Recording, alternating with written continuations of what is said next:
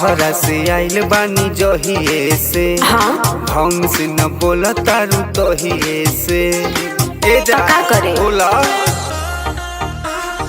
बहरा से आइल बानी जहिए से जी ढंग से न बोला तारू तहिए से कौन बतिया के लागल बाटे जब से गइला कमाए परदेस पियाऊ भइला करे कटोरलेस जब से गइला कमाए परदेस पियाऊ भइला करे कटोरलेस बुझला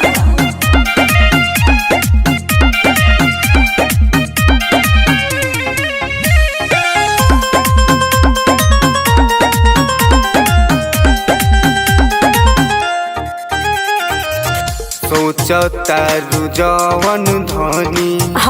ओई सन्ना बात बा तो कौन बात बा पिया बात तोहार देख तोहरे ही साथ बा झूठ मत बोले केतनो पढ़ाई पहाड़ा बोला जाए नहीं देबो दोबारा हो काहे करतारू झूठ ही कले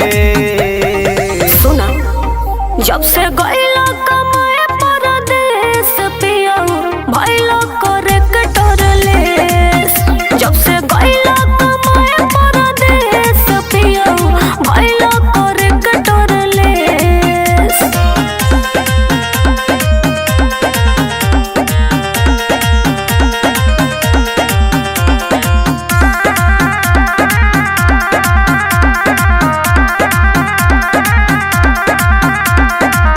शौक काहे करेलू तू पियावा मनीष पे गईनी कमाए शहर तोहरे ही चॉइस से बोलाई मत ए जी बदलल बचाल तो